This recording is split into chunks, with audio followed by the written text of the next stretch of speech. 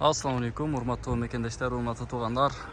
Оштогу областной больницаны алыста жүрүп, көрөлектер болгон болсо, көргөзбөйүн деп туура көрдүм. Бүгүн күндөрдөн 15 октябрь 2025 жыл туугандар.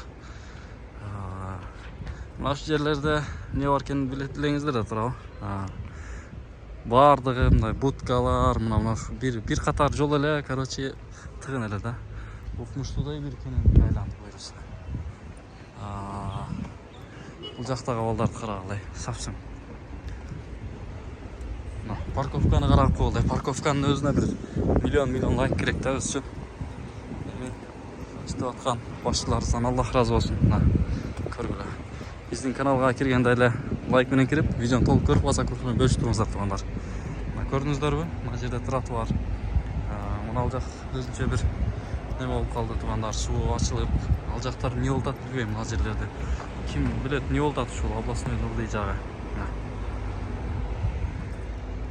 Укмуш элечи, пай-пай. Бул пай-пайды көрүп,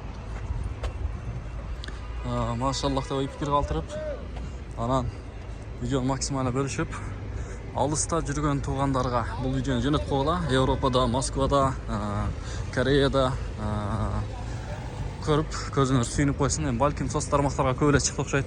Бирок дагы көрө электер болгон болсо, мындай жаңылык менен бир көргөзүп коеюн деп атам.